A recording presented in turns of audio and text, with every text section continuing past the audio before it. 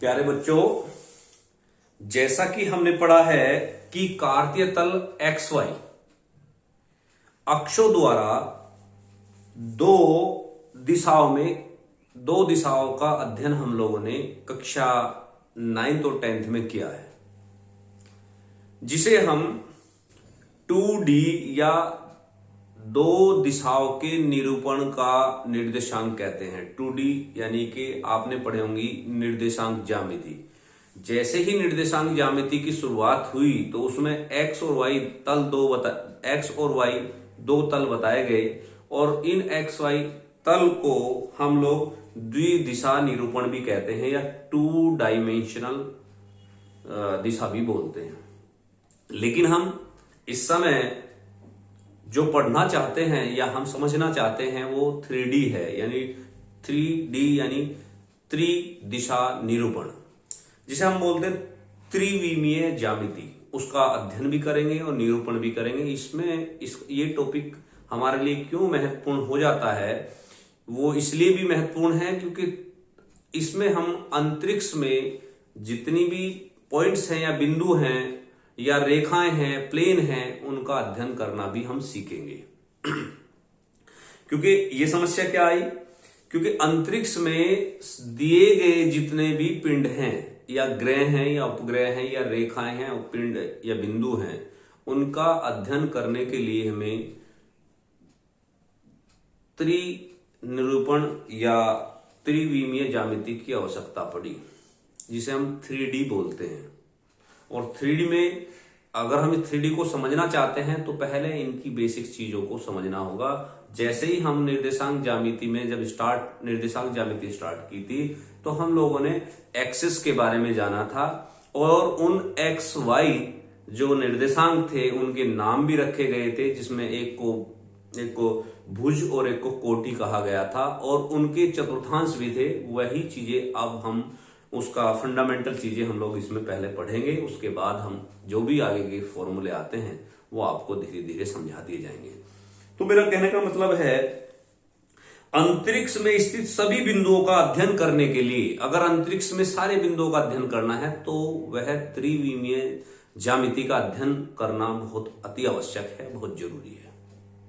तो आप इस समय इस टॉपिक के अंतर्गत या इस टॉपिक के माध्यम से आप अंतरिक्ष की वे सभी चीजों को जानकारी ले सकते हैं जो हमारी पकड़ में नहीं है या हमारी सोच, हम सोच तो सकते हैं लेकिन हम गए नहीं हैं।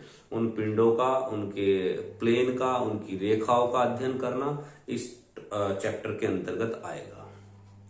ठीक है बच्चों, तो लेट स्टार्ट करते हैं, इस टॉपिक को समझते हैं।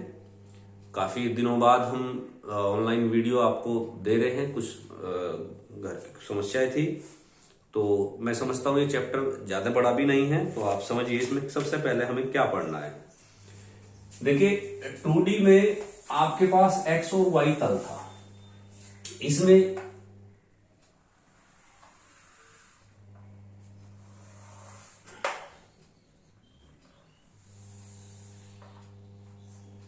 ये O मूल बिंदु है, ये एक्स एक्सिस, ये वाई एक्सिस और ये जेड एक्सिस है।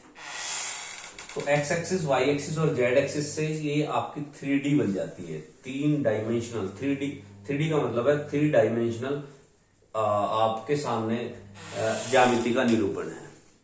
तो इसमें जो एक्सिस होंगे इन तल को अष्टांग तल भी बोलते हैं, यानी OX, OY तथा OZ, ये जो होंगे, ये तल जो होंगे, ये इनके निर्देशांकों और निर्देशांक तल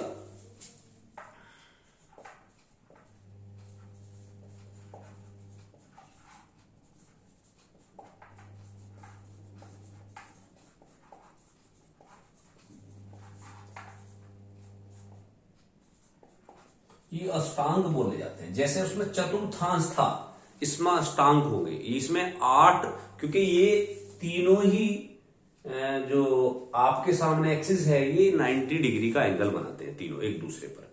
आपने फ्लेमिंग का बाएं हाथ का रूल्स पढ़ा होगा, इस तरीके से ये लोग ये होते हैं। इनकी अपोजिट साइड में जैसे हम जाएंगे, जैसे एक्स की अपोजिट साइड होती है एक्स डैश और वाई की वाई डैश और जेड की जेड डैश। जब हम जाएंगे तो इस तरीके से अष्टांक बन जाएंगे। इन अष्टांकों के बारे में हम पहले और दूसरे तीसरे चौथे चतुर्थांश में किस तरीके से इनके निर्देशांकों को जानना है वो भी आप समझ सकते हैं। अगर बात करें हम इस पे कोई बिंदु ए है, ए के निर्देशांक का, तो ये हो जाएगा a 0 0 एक्स एक्सिस पर। अगर यहां कोई बिंदु बी है 0 b 0, यहां कोई बिंदु सी है 0 0 c, तो ये सारी जो चीजें हैं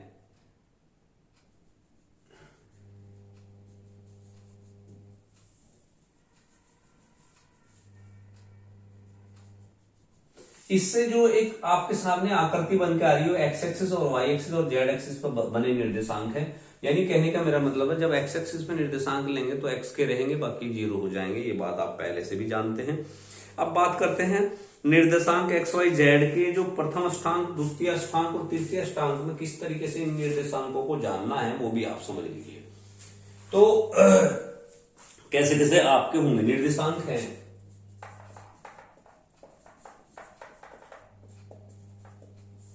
जिसे हम x, y, z 3 जगह हम लोग इनको बांट देंगे। इसमें अष्टांक रहेंगे। पहला अष्टांक है प्रथम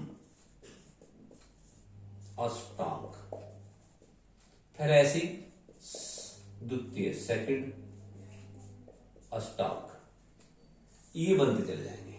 तो जो प्रथम अष्टांक में सारे ही पॉजिटिव रहेंगे। ये आपका ये वाला भाग होता है, ये एक्स एक्सिस वाला ओ एक्स वाला भाग जो होगा वो हमारा हमेशा प्रथम अष्टांक में आपके सब पॉजिटिव रहेंगे। और द्वितीय अष्टांक में यहां से एक नेगेटिव शुरू होगा, फिर 2 पॉजिटिव होंगे, फिर तीसरे में 2 नेगेटिव 1 पॉजिटिव, ऐसे आप लोग बढ़ाते चले जाएंगे।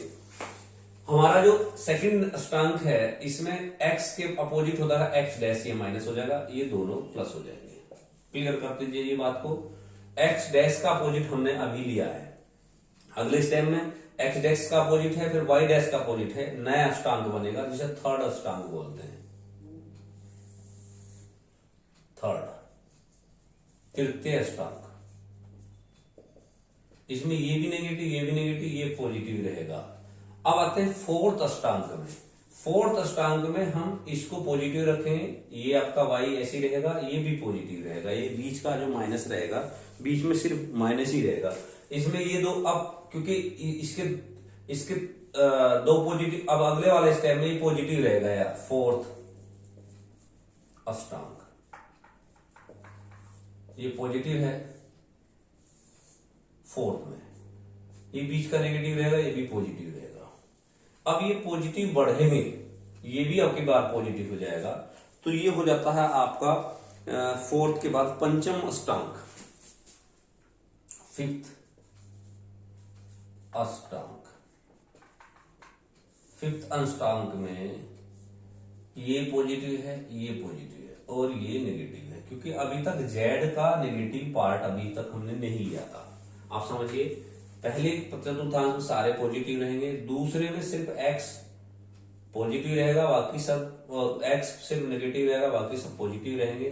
तीसरे में एक्स और वाई नेगेटिव और चौथा जेड पॉजिटिव होगा। फिर ऐसे ही इसके क्रम बदलते चले जाएंगे, ये फिर पॉजिटिव आ जाएंगे।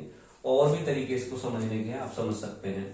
ये है सिक्स्थ अष्टांक। ये किस लिए बताया जा रहा है? क्योंकि निर्देशांकों का हमें पता करना कि कौन से अष्टांक में ये स्थित है। जो सिक्स्थ अष्टांक होगा, सिक्स्थ छठे अष्टांक में यहां बीच वाला पार्ट तो रहेगा पॉजिटिव और दोनों रहेंगे नेगेटिव, ठीक है। और सातवें अष्टांक में सेवेंथ अष्टांक जो होगा, ये सेवेंथ अष्टांक में आपका सारे ही नेगेटिव रहेंगे, ये भी नेगेटिव ये भी नेगेटिव ये भी नेगेटिव। और अष्टम 8 अष्टांक, ओक्टा जो है हमारा लास्ट वाला पार्ट है, इसमें हमारा ये पॉजिटिव और ये दोनों नेगेटिव रहेंगे। आप इसको समझने का तरीका आप जैसे उचित इसको दिमाग में सेट कर सकें आप करेंगे। यानी पहले प्रथम चतुर्थांश हमारा प्रथम हमेशा पॉजिटिव रहना है, सारे पॉजिटिव रहेंगे, और सेवेंथ हमारे सारे नेगेटिव रहेंगे। सेवेंथ कोऑर्डिनेट हमेशा हमेशा नेगेटिव रहेगा। और इसको ऐसे प्रथम, द्वितीय, तृतीय, चतुर्थ इस तरीके से लेते हुए प्रथम के बाद जब द्वितीय शुरू होगा तो नेगेटिव से शुरू होगा। पहले, दूसरे और तीसरे को दिमाग में सेट कर लीजिए। कैसे? पहला सब पॉजिटिव, दूसरे में क्योंकि एक्स का डैश लेना, अपोजिट साइड लेनी, तो एक नेगेटिव दो पॉजिटिव हो जाएंगे। फिर ये वाई का भी नेगेटिव पार्ट लेना है तो एक्स वाई और ये दो नेगेटिव एक पॉजिटिव हो जाएगा। यहां तक की बात क्लियर हो जाती है। अच्छा, अब आते हैं फोर्थ अष्टांक में। यहां से पॉजिटिव, फिर ये नेगेटिव, ये पॉजिटिव रहेगा, फिर ये पॉजिटिव बढ़ते जाएंगे, लास्ट वाला नेगेटिव होगा, फिर ये पॉजिटिव तो ऐसी चीज रहेगा, दोनों नेगेटिव रहेंगे, सातवें में सारे नेगेटिव, और आठवें में आपका पहला पॉजिटिव रहेगा, बाकी दोनों नेगेटिव रहेंगे। और ये किस लिए हम लोगों ने बताए हैं, क्योंकि पहली एक्सरसाइज में आपके सामने निर्देशांक हो सकते हैं 3 - 5 2, कौन से अष्टांक में है ये आपको हमें बताना है। तो इसमें जहां दो पॉजिटिव है एक्स बी और जेड, वो हमें देखना है। जहां एक्स और जेड पॉजिटिव है तो ये आपका बढ़ता है फोर्थ अष्टांक। ये फोर्थ अष्टांक का यानी चतुर्थ अष्टांक का निर्देशांक है। ये पहली एक्सरसाइज का आपका होमवर्क है। तो पहली एक्सरसाइज में तो आपको ये करना है बच्चों। अब आते हैं एक सवाल। अब इनमें फॉर्मूले हैं, जिस तरीके से आपने 2D यानी 2D डायमेंशनल में फॉर्मूले पढ़े हैं, ऐसी 3D में पढ़ेंगे। वही सब चीजें इसमें आ जाने वाली है जो चीजें उसमें थी। उसमें था दो बिंदुओं के बीच की दूरी, इसमें तीन बिंदुओं के अगर तीन निर्देशांक दे रखे हैं उनके बीच की दूरी कैसे ज्ञात करते हैं, समझ लीजिए।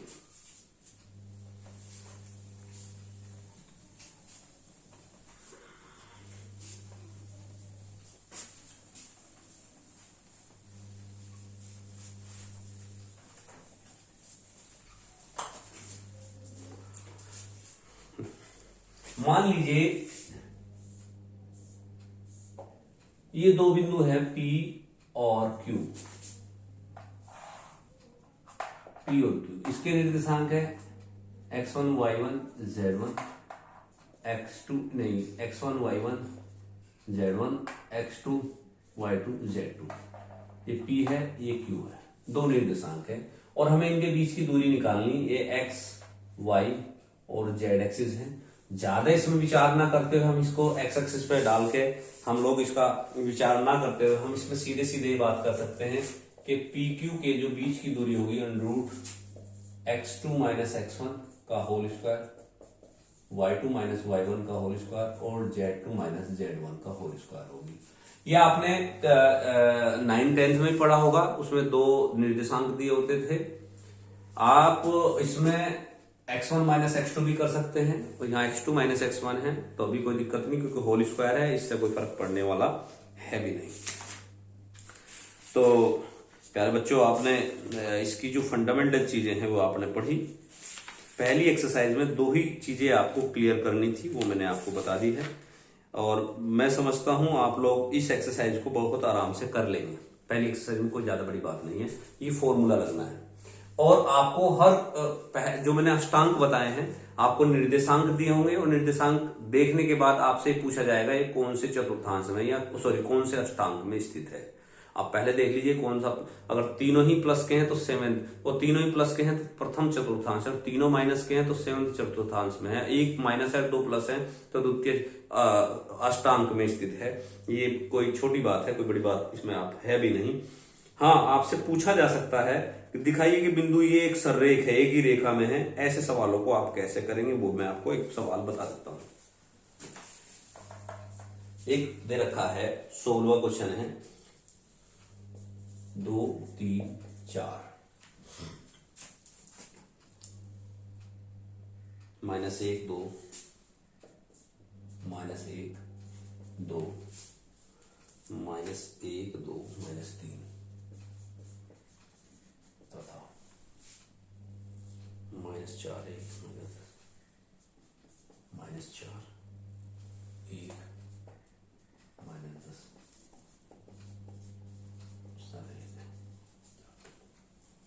ए, ये हो गया ए बी तथा सी, ये तीन बिंदु है।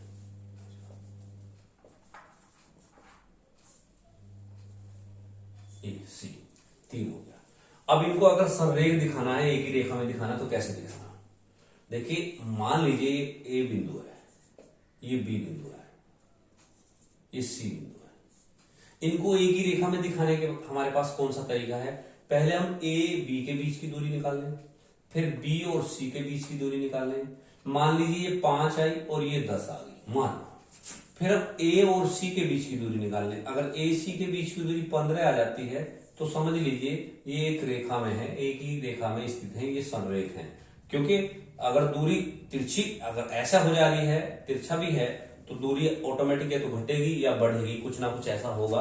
अगर एक रेखा में नहीं होता, मान लीजिए तीनों बिंदु अलग अलग ऐसे हैं, हो सकता है ये दूरी आपस में मैच ना करें। इन दोनों का डिस्टेंस फॉर्मूले से हम दूरी तो निकाल लेंगे, लेकिन इसकी दूरी इनसे मैच ना कर पाए, ये भी हो सकता है। ये भी मैं इसमें नहीं वो कह सकता। तो आपको संरेख दिखाने का तरीका ये है जो मैंने आपको बताया। तो हमने ए और बी बिंदु माने हैं, तो अगर मैं ए बी के बीच की दूरी निकालता हूं तो कैसे निकलेगी? -1 -2 का वर्ग प्लस 2 -3 का वर्ग बराबर √9 प्लस 1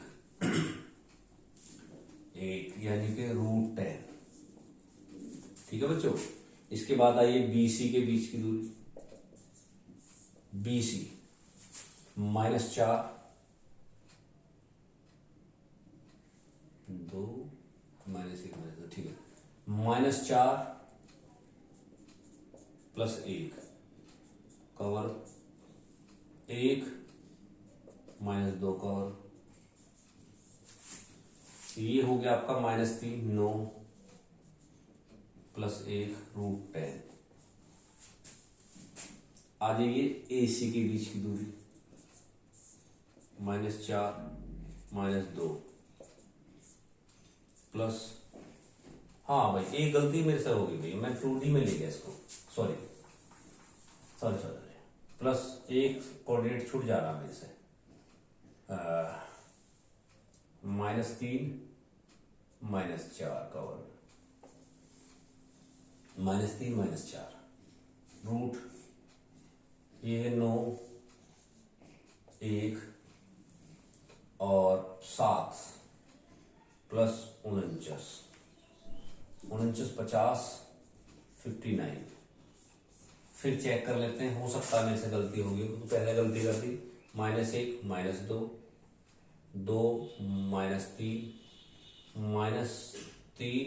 -4 -7। ठीक है, तो ये -3 हो गया,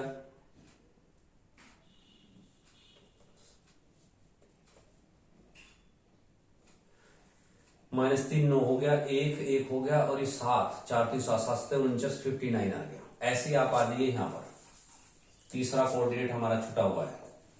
तीसरे में हमारा हमने लिया था -4 प्लस 1 1 -2 -10 प्लस 3 -10 प्लस 3 का वर्ग, ये भी 7 आपका हो जाता है, ये हो जाता है आपका -3 यानी 9 प्लस 1 प्लस 49 यानी 59, ये बन जाता। अब आप आ जाते हैं AC पे, -4 -2 1 -3 प्लस -10 -4 का वर्ग, ये आपका हो जाता है 4 2 6 36 4 2 6 36 -2 यानी कि +4, और ये 14 हो जाता है।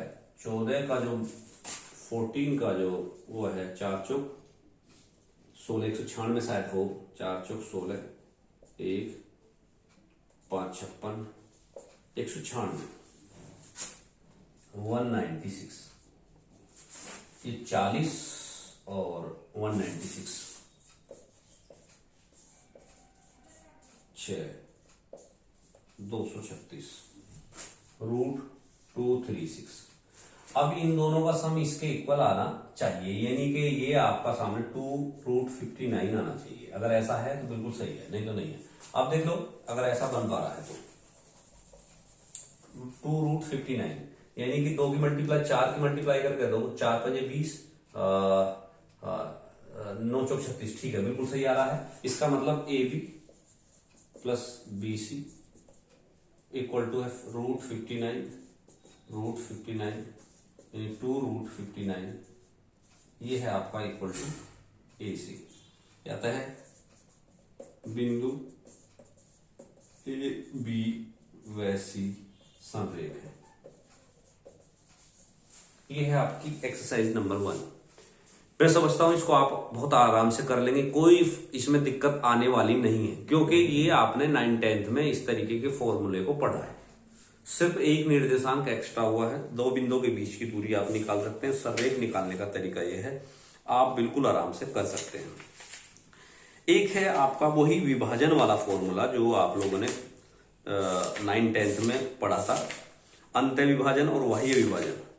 बस इसमें 2 ही एक्सरसाइज है, ज्यादा काम इसमें नहीं है, इसलिए ये एक वीडियो में भी कंप्लीट हो सकती है।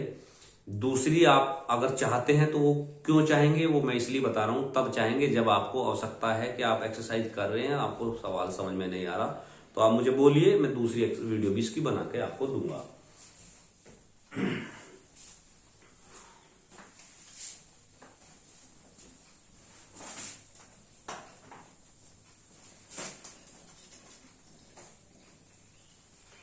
इसी में कोई रेखा अगर दी है, मान लीजिए ये P और Q रेखा है, जिसके निर्देशांक x1, y1, z1 है और x2, y2 और z2 है, और कोई बिंदु यहां R आ जाता है और इसको M और N पर विभाजित करता है, इसे बोलते हैं अंतः विभाजन।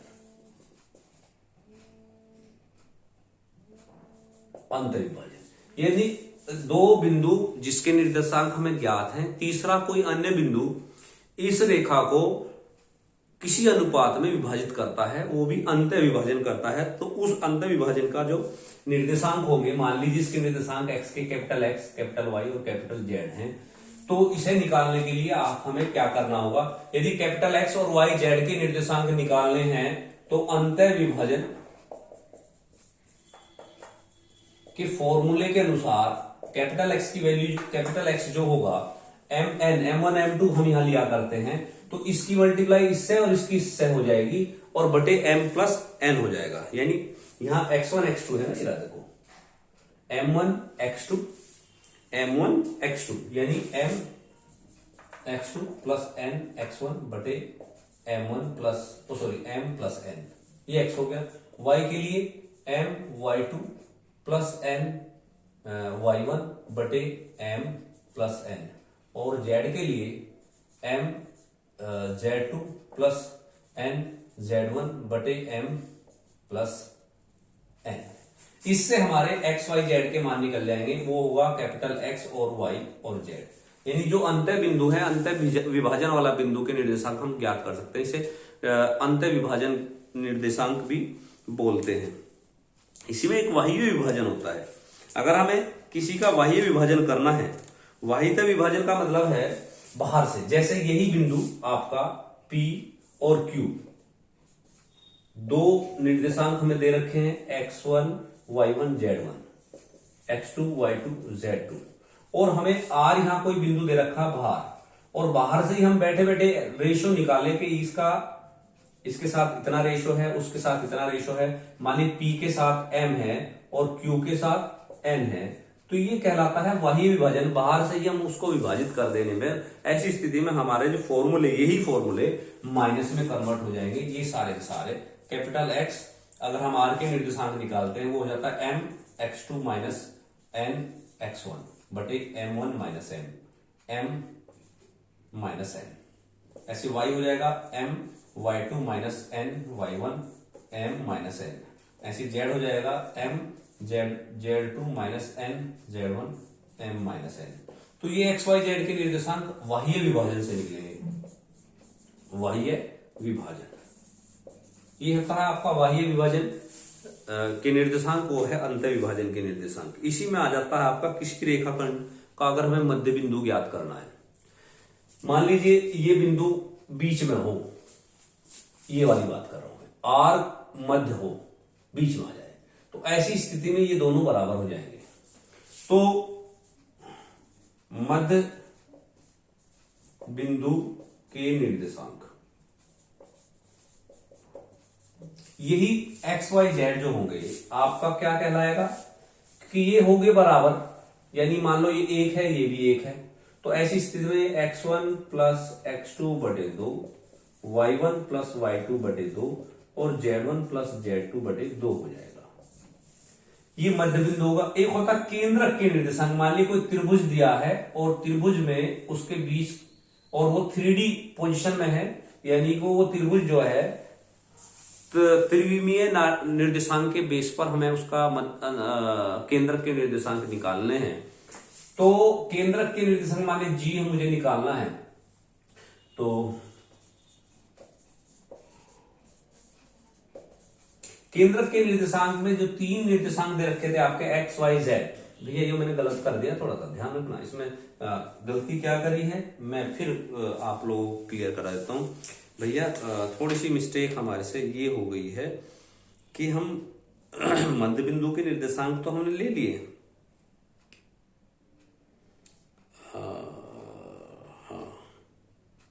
हाँ ठीक ले रखा बेटा, कोई दिक्कत नहीं, जेड आ गया ना, बिल्कुल सही है, कहीं कोई गलती नहीं है, ठीक। हाँ x1 y1 दो बिंदु थे ना, दो बिंदु से अब यहाँ 3 बिंदु आ जा रहे हैं केंद्रक के अंदर। जहां 3 बिंदु आ जाएंगे तो केंद्रक के निर्देशांक में a b c 3 बिंदु, वहां 2 बिंदु थे p और q के हिसाब से ठीक है। जहां केंद्रक आ जाएगा वहां x1 x2 प्लस x3 बटे 3, क्योंकि एक x3 और आ गया, y1 y2 y3 बटे 3, z1 z2 प्लस z3 बटे 3, ये आपके केंद्रक के निर्देशांक हो जाएंगे। और पूरी एक्सरसाइज में यही सब फॉर्मूले हैं। किसी का मध्य बिंदु निकालना है, किसी के केंद्रक के निर्देशांक निकालने, किसी का अंत विभाजन निकालना है और किसी के मध्य बिंदु के निर्देशांक निकालने हैं। यही हमें सब करना है और इसी की पूरी एक्सरसाइज है। आप चाहें तो आप सवाल हम लोग कर लेते हैं और कुछ सवाल आप लोग कैसे करेंगे वो आप जान ही गए होंगे। आप मुझे बोलेंगे, एक वीडियो मैं आपके सामने और बनाऊंगा ताकि ये सारे सवाल आपके समझ में आ जाए। अब मैं कुछ सवाल 1-2 लेके दिखाता हूं आपको। एक कहा है, सवाल नंबर 1 है, इसका अंत्य और बाह्य विभाजन ज्ञात करना है।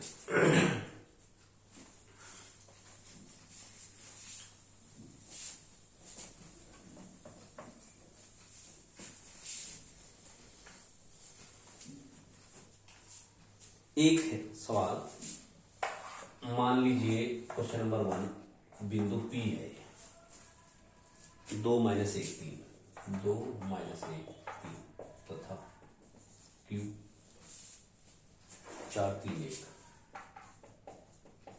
ये है अनुपात 4:3, ये अनुपात है। तो अब मुझे इसका अंत विभाजन निकालना, अंत विभाजन के जो निर्देशांक थे m x2 n x1 बटे m प्लस n था कि था m y2 plus n y1 बटे m1 प्लस n है और m z2 plus n z1 बटे m1 प्लस n है, ये निर्देशांक है अंत विभाजन। अब m आपका 4 है, 4 और देखिए ये x1 है y1 है z1 है, x2 है y2 है z2 है, तो 4 × 4 प्लस जो भी होगा मैं पता लगाऊंगा 3 x1 2 बटे 4 प्लस 3 7,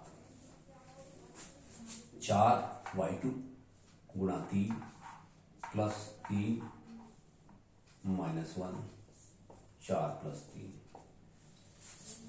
4 z2 1 प्लस 3 × 3 4 प्लस 3। ये चीजें ध्यान से देखेंगे, अगले बाह्य विभाजन में सिर्फ बीच में माइनस लगाना है। 16 और 3 दूनी 6 22 बटे 7, 4 चौक 16 और 3 दूनी 6 22, 4 तिया 12, 12 में से 3 गए 9 7, 4 और 9 13 बटे 7।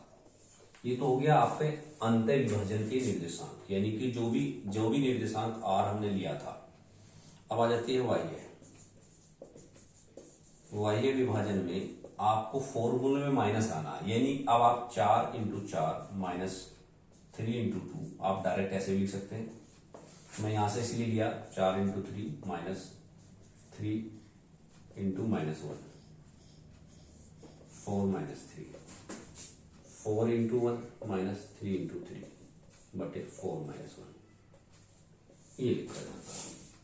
और डैश ले लेते हैं, 4 चौक 16 3 दूनी 6 10 बटे 1, 4 तिया 12 और 12 3 15 15 बटे 1, 4 माइनस 9 माइनस 5 बटे 1, यानी आपके आर डैश के जो निर्देशांक है 10 15 माइनस 5।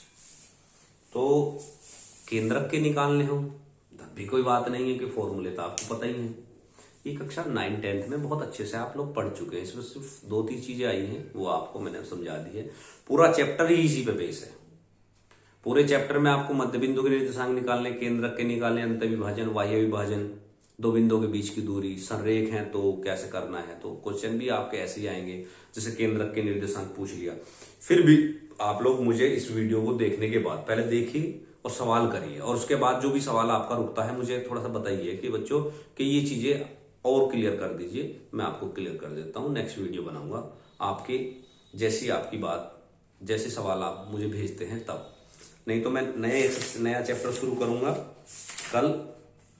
वो होगा आपका एक ही चैप्टर है खास है बस इसमें, जिसे सीमा और सत्यता बोलते हैं, बस अवकलज जिसे बोलते हैं, इकाई 4। ठीक है बच्चों, धन्यवाद। आज के लिए बस इतना ही। Thank you very much.